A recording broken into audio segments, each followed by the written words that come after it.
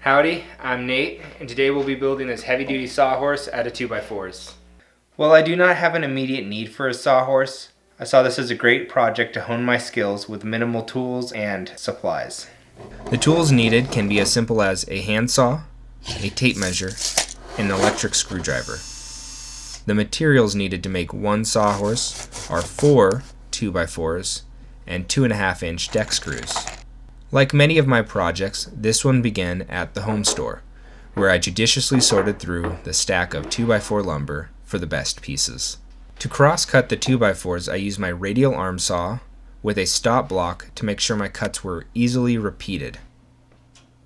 Periodically review the cut list, or you might cut more horizontal braces than you need, as I did.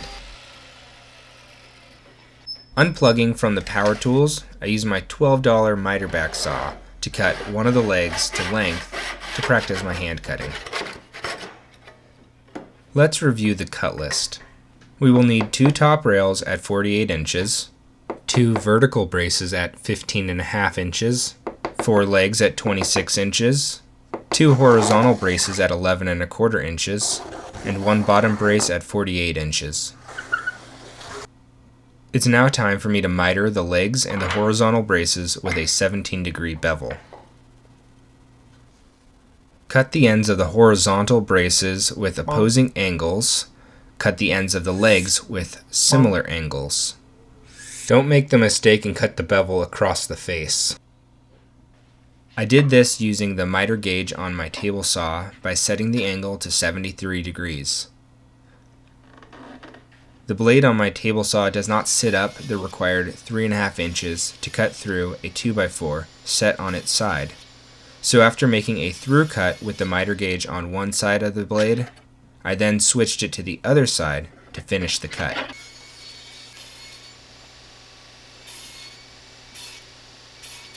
I also mitered one leg in the unplugged fashion. Using a framing square, I set the bevel gauge to 17 degrees. With the leg secured in a vise, I transferred the bevel angle to the workpiece and used a square to draw guidelines down the sides of the leg. Then I cut it out with my miter back saw.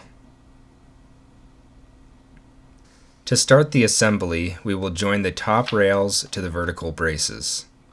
The vertical braces should be attached to the top rails, forming right angles on both ends.